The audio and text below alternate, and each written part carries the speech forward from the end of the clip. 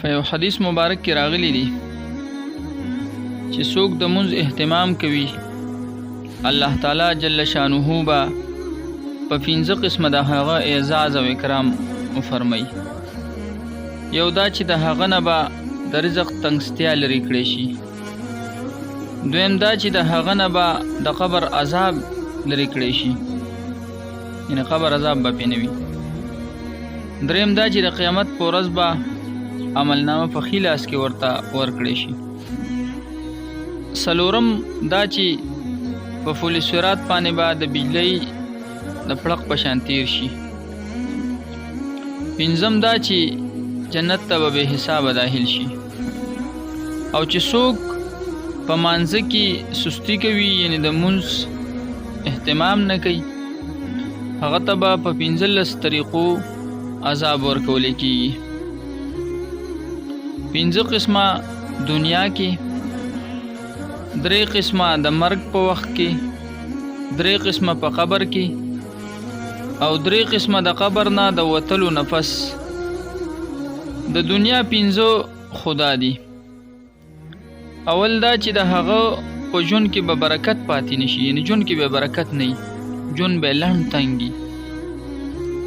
دویم دا چې صالحانو رڼا به د هغه د مخ نه لرې کړی شي. دریم دا چې د هغه د نیکو کارونو ثواب به لرې کړی شي، ځکه چې یو سړی مونځ نه کوي، د مونځ اهتمام نه کوي، نه که هغه نور څه نیک کارونه کوي، نه هغې باندې به هغه ته څه ثواب نه میلاویږي. څلورم د هغه دعاګانې به نه قبلیږي، یعنې چې مونځ اهتمام نه کوي نو دعا کوي، نو دعا به هم نه قبلیږي.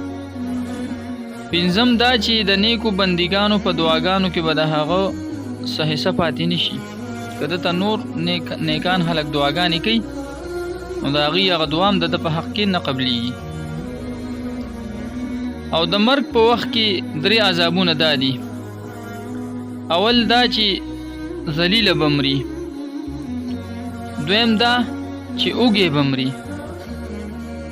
او دریم دا چې په سخته تنده کې به مري، یعنې سخته تنده کې بدله مرګ راځي. اگر که ټول سمندر ولې ونسکي خو تنده به یې ماته نه شي. د قبر 3 عذابونه دا دي. نمبر 1، په هغه باندې به قبر دومره تنګ کړی شي چې پختۍ به یو بل کې ورننوځي، یعنې پختۍ به یو بل کې ورشي.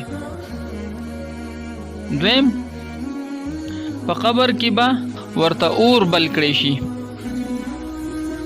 او دریم، په قبر کې به یو مار په هغه باندې مسلط کړی شي چې د هغه سترګې به د اور وي او نوکونه د اوسپنې.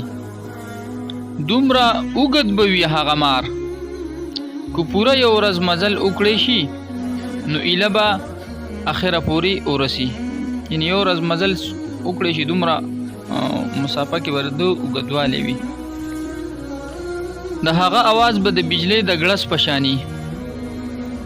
هغه به دا وایي چې زما رب زه په تا باندې مقرر کړی یم چې د سحر مونځ ضایع کولو په وجه تر ماسپښینه پورې دی وهم، او د ماسپښین مونځ ضایع کولو په وجه تر مازدیګره پورې دی وهم، او بیا د مازدیګر مونځ ضایع کولو په وجه تر نور پریوتو یعنې ماښامه پورې دی وهم، او د ماښام مونځ ضایع کولو په وجه د ماسخوتنه پورې وهم، او د ماسخوتن مونځ ضایع کولو په وجه تر سحره پورې، یعنې ټول شوا روز بس دې کې رالی، د سحر نه شروع شو د سحره پورې. یعنې مطلب دا چې ټول عمر د ده څومره په قبر کې تیریږي، څومره وخت، نو دا ټول به دا مار دله ټکونه ورکوي.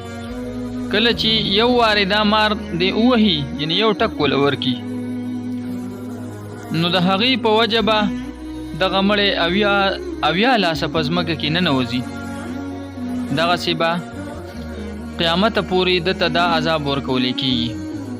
او د قبر نه د وتلو نفس 3 عذابونه دا دي. یو به حساب ورسره په سختۍ کېږي، الله تعالی یې امان راکړي. دویم، الله تعالی جل شانه به په ده غصه.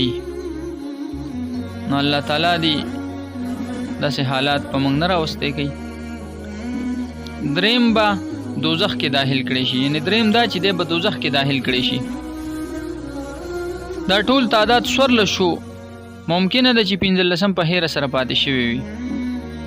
او په یو روایت کې دا هم دی چې د هغه په مخ په 3 کرهې لیکلې شوي وي. اوله کرهه کې به دا لیکلې شوي وي ای د الله تعالی حق ضایع کوونکیه. دویمه کرهه کې به دا لیکلې شوي ای د الله تعالی په غصې سره مخصوصه. دریمه کرهه کې به دا لیکلې شوي وي څنګه چې تا په دنیا کې د الله تعالی حق ضایع کړو، نن ته د الله تعالی د رحمت نه ناامید یې. څوک چې د مونځ اهتمام کوي نو الله تعالی به د حدیث مبارک کې چې کوم اعزازات تیر شو د رزق فراهي د دنیا او د آخرت چې څومره کامیابی ده او دا د مونځ په اهتمام کې ده، یعنی د مونځ په کولو کې ده. مونږ له پکار دي چې مونځ په ټیم باندې کوو. او څوک چې مونځ ضایع کوي او د مونځ اهتمام نه کوي د دنیا د قبر او د آخرت پورې د ټول منازل به سخت وي او الله تعالی به ورته غصه وي. نو الله تعالی دې مونږ ته د مونځ د اهتمام کولو توفیق راکړي او الله تعالی دې مونږ د مونځ ضایع کولو نه وساتي چې مونږ نه مونځ ضایع نشي. الله تعالی دې توفیق راکړي چې د مونځ خو برپور اهتمام کو. الله تعالی دې مونږ لا زمونږ اولاد لا زمونږ کشرانو لا زمونږ نوجوانانو لا دې الله توفیق ورکړي چې هغوی د مونځ اهتمام کوي. انشاءالله رزق به هم فراخ وي، د دنیا او آخرت خوشحالۍ به الله تعالی ورکوي. او که نه د مونځ اهتمام نه وي نو بیا دغه قسم عذابونه دي. الله تعالی دې د عمل کولو توفیق راکړي. واخر دعوانا الحمدلله.